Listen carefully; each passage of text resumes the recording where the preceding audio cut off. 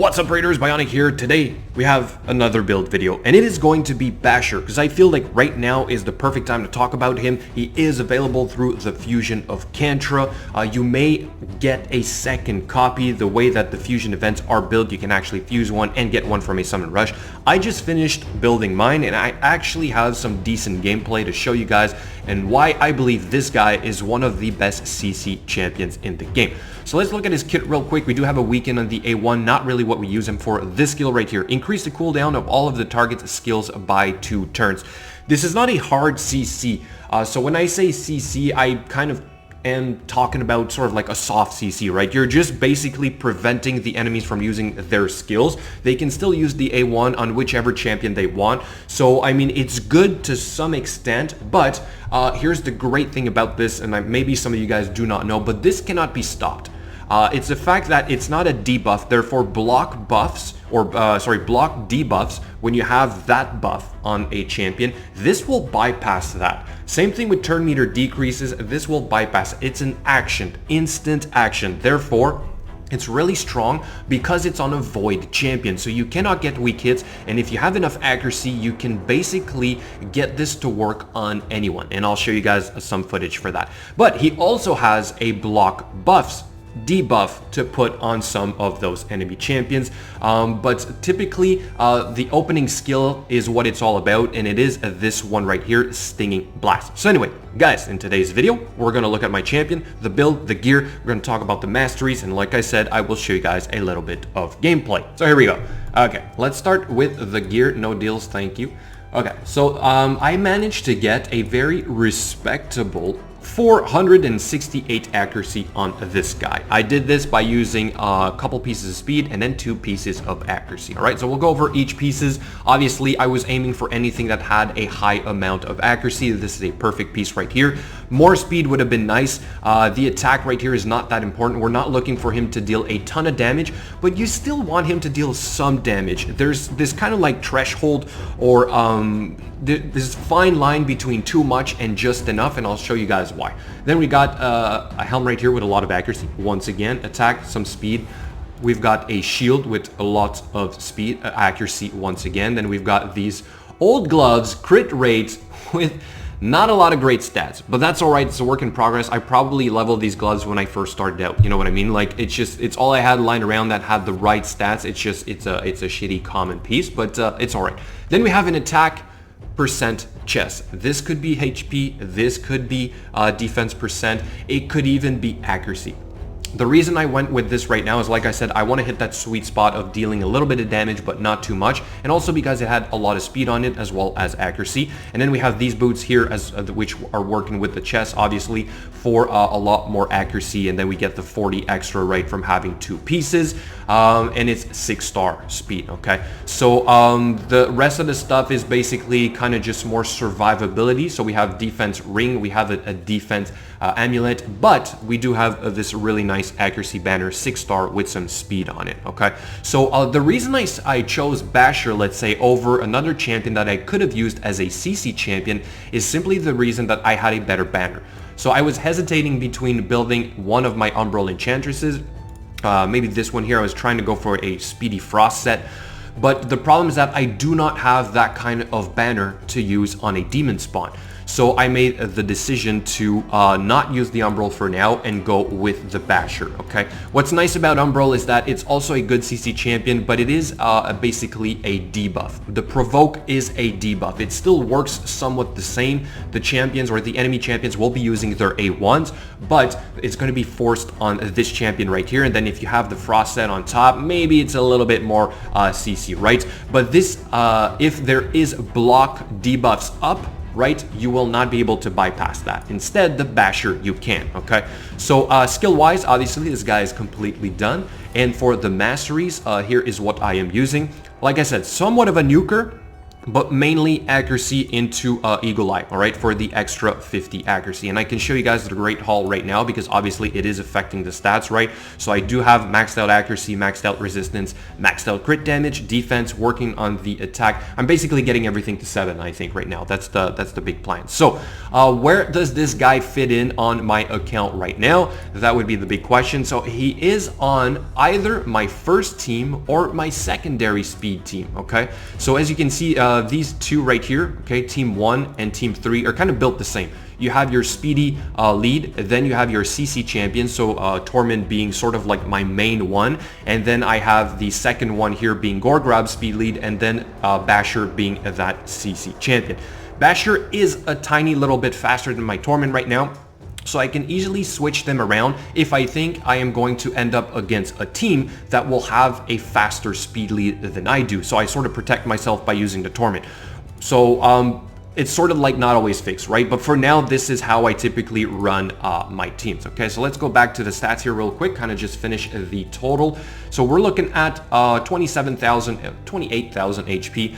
3,800 attack. Again, this is maybe a little bit high, and then we have 236 speed, which is respectable. I would love for this to be even higher, but again, this is kind of like secondary speed gear with a lot of accuracy. You know what I mean? I did Mausoleum Mage, right? I think yesterday. This is kind of like my speed gear, but with a lot of resistance. This guy has the speed gear with a lot of accuracy, and then we have a Torment that's sort of like a stun set with some decent speed pieces as well. So as you can see, I'm always balancing out some of my best champions with kind of like my secondary champions, okay? So now let's look at some gameplay, which is actually from yesterday's video on Mausoleum Mage. So it's a perfect example, okay? And I have it right here set up at the right moment.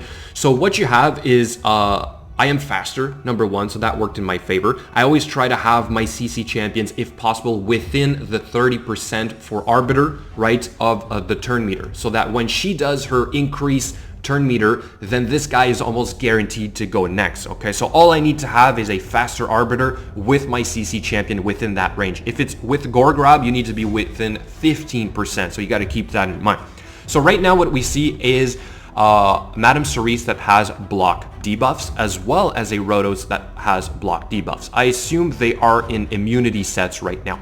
So the Basher will bypass that. Also, the problem with him hitting too hard, when I just mentioned, is the fact that, see the Rotos right here? He has basically 150% HP right now, which means you need 3 hits to kill him. If I hit too hard with my Basher, it's going to remove 50% of his shield, and it's going to trigger this Rotos. Therefore, this guy could somewhat snowball into taking out some of my champions, right? And because he gets extra turns, the increased cooldown of skills can actually be somewhat eliminated by the fact that he takes extra turns. So this is somewhat dangerous. So if you want your Basher to hit really, really hard as well as having a lot of accuracy, you might run into this problem. So let's let this go here for a second, see what happens. Okay, so turn meter, I go first. Stinging Blast, which is what we want. See right here, increase cooldown, increase cooldown, increase cooldown. So it basically got everyone, okay? So these champions will not be able to use any of their skills. And like I said, they're going to be using their A1s. And then that Rotos did not, I think, get triggered, correct? Or did he? He's taking a turn. But anyway, he's going for my tanky, basically, what's his name? Harvest Jack, right? Which is what you want because this guy is going to strip debuffs. So the way that this is built, it's a good counter in this setup for a Rotos, and I did not really trigger that basically shield to go past that 50%. Or did it? It adjusted, right? So I think that's what happened because he did take a turn. So basically, I think I hit a little bit too hard. I got lucky he didn't get extra turns, okay? So that's, I think, how you have to look at the bar that changed here. So this is somewhat of an easy win, right? Then I can go into my nuker, but right here I'm like, I can't take out the Rotos into 2 hits, so I got to instead focus on the other champions first. Then this guy will probably go again, the Basher. We're going to be able to put up some block buffs, right? Which is good. It's not going to work on, let's say, the Masteries, but still it can work on some of these other champions right there. So somewhat of an easy win. And then let me show you guys what I mean by a little bit more unstoppable CC here. We're going to go to, not this one here, the third battle, which is with a Rosin, okay? So what I love about champions that sort of bypass these, okay, here we go. So this is the third battle. And again, here I have somewhat of the same setup. The Rosin has a 100% turn meter decrease, which will not be affected by, once again, the block debuffs, right? So that's huge. That's really, really huge because it's a great counter to those teams that have either that setup where they can put up, like I did with my Mausoleum Mage, the block debuffs, but also it's the fact that I guess it's a soft CC, but it still counts as giving you the ability to deal more damage or another opportunity to deal with the enemy team by you yourself placing some CC in between. It's really, really, really good. Okay, so right here I go into the 100% turn meter reduction, which hits really hard as well, you know, so it's great. I think it's somewhat overlooked by some players, the anything that's basically an action, instant action. All right, and now to finish it off, let me show you guys the tier list. So what I did here is I isolated all the epic attack champions because that's sort of the category that he is in. However, I feel that this champion is more of a CC champion, simply because when you look at, let's say, some of the top ones that we know about right now, like Royal Guard, Skull Crowns, or Gala Ultimate Galing, they're all sort of just there to deal damage. They don't really bring debuffs or CC to the game, right? Maybe Luthia is another good example. Maybe Rowan because she has a random stun. We do have Eothar that can sort of like steal buffs. But overall, I feel like Basher is one of the best offensive champion that can also fill the role of being a CC champion. So, for that reason, I think he is on my list, or is going to be on my list of best CC champions. You guys might have seen this. I started this series not too long ago. I basically did the top 5 stun champions: Freeze, Sleep, Blocks, Cooldown Skills, Provoke, True Fear, and now I'm at Block Buffs, Decrease Speed, and I'm going into this section of what seems to be a little bit more the soft CC that I was talking about.